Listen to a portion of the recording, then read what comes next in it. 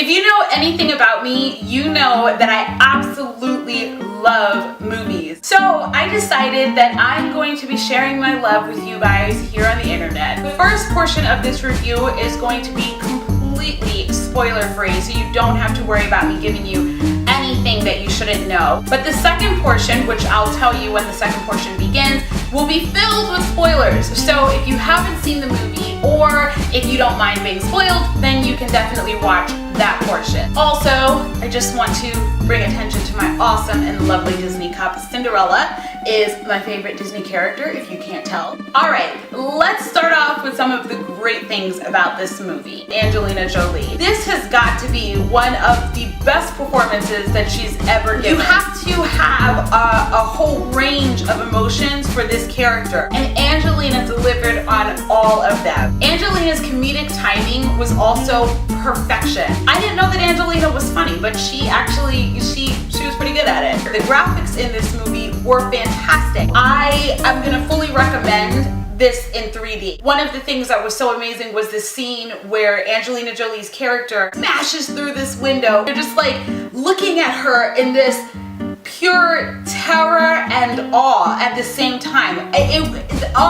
Can't even describe it. Now, if you've been trailing along with the production side of it, you know that they were having a hard time finding a little girl to portray Sleeping Beauty. They ended up having to use, I think it was Shiloh, who is Angelina and Brad Pitt's daughter. It was so adorable. Fairy godmothers in the story, they're more simple-minded and fun. In this movie, they made them really dumb. I also didn't really like how they pretty much changed the story. If you're expecting the story of Sleeping Beauty, this is not it. I gave it a 2.5, which I know that sounds pretty low, and it is. If you want to see it, I recommend it for the fun and the experience, and it's a great movie to take your kids to. Just don't expect this to be Sleeping Beauty from the perspective of Maleficent. This is where I'm gonna end the non-spoilery part of the review.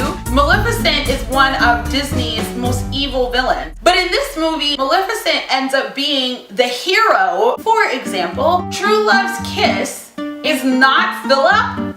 What? I felt like they were trying to modernize it by sending the message that you don't need a man to save you. And I'm not against that message per se. I felt like this is a really good story and we should have stuck to what it was, but made it from the perspective of Maleficent. I went into this thinking that this was kind of like Wicked, but instead, I felt like this wasn't the story of Maleficent. I felt like this was like the story of some random chick who lives in the woods who gets angry from time to time.